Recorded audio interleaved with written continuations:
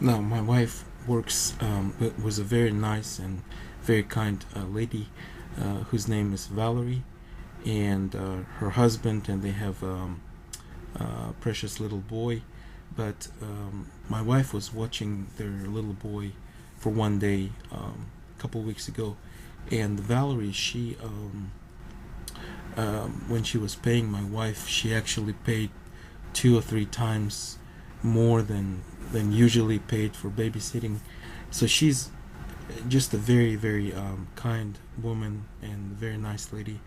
But my wife and I, we were thinking about inviting Valerie and her husband and their little boy over to our home for dinner. But I wanted to celebrate the fact that Valerie is from the great state of Nebraska. She's a Nebraskan. And right here, I have two publications.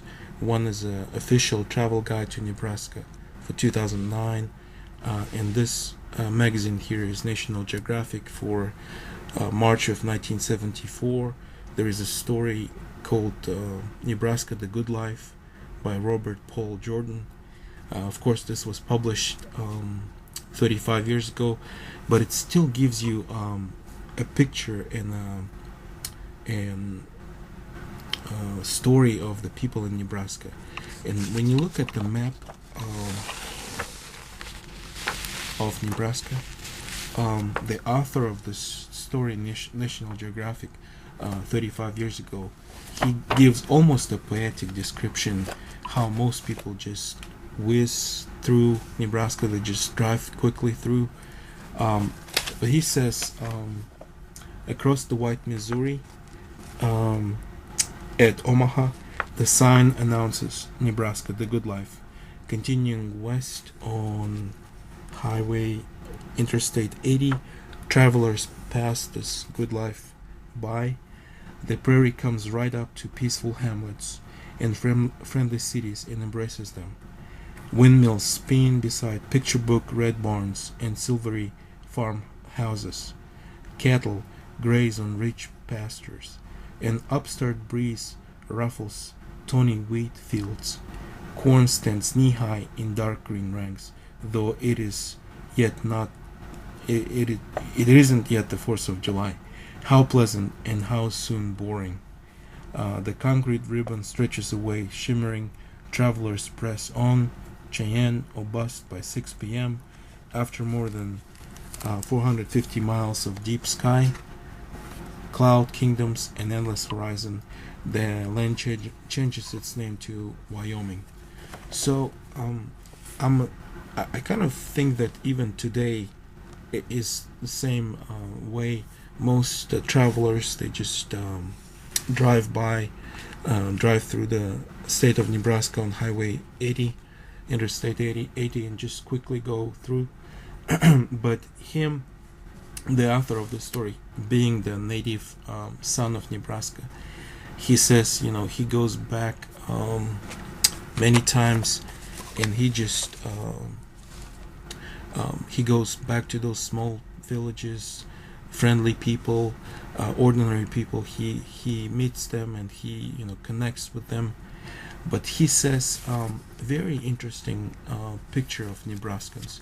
Of course, the state was 35 years ago and still is today the breadbasket of America and a producer of major agricultural products, wheat and rye and corn, beef, and just all kinds of food is produced in the state of Nebraska. But he explains that because of the nature, the place, the harshness that the original pioneers faced in Nebraska, the harshness of nature, the vagaries of weather, it actually turned Nebraskans into hardy, independent breed. These are the bedrock Americans, believers in work, thrifty, conservative, and religious folk, with their pioneer spirit still strong. It serves them well. And he explains here in the story that life remains a gamble. for those people who are involved in farming business. Hail can destroy the crops. There is problems with inflation back then and still is today. Cost, uncertain market, machinery can be very expensive. Hired hand is hard to find. So they were facing all these challenges 35 years ago, and it's the same today, I'm sure. But these are the people of Nebraska. Those farmers. They are, like he says, they are hardy, independent breed. They're very conservative. They're very hardworking family people, and they are the backbone. They're the breadbasket of America, and they're continuing to be the same way. And I wish them to continue to be like this.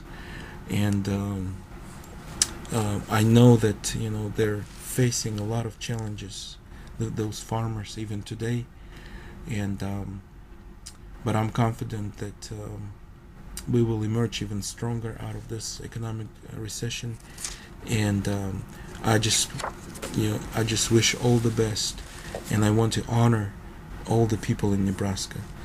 And I also want to honor Valerie and her family, because them being our friends, and we would like to invite them for dinner in our home. Okay, we're here in Sam's Club, and this is steakhouse quality bacon wrap beef tenderloin fillets 4. And this is by Rock River Cattle Company, and it's in Omaha, American Foods Group in Omaha, Nebraska.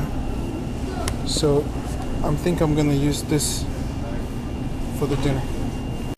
Now, since this video is about Nebraska and celebrating the people and all the aspects of life in Nebraska, I just want to recommend something.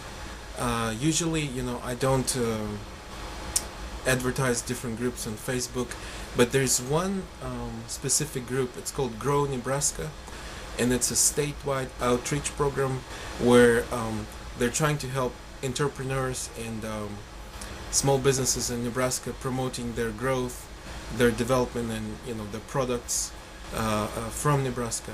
So I just want to invite you to join this group called Grow Nebraska, and right now there are 1,548 members of this group on Facebook. I'm one of them, and I invite you also to join, just to support and celebrate the great state of Nebraska. Thank you.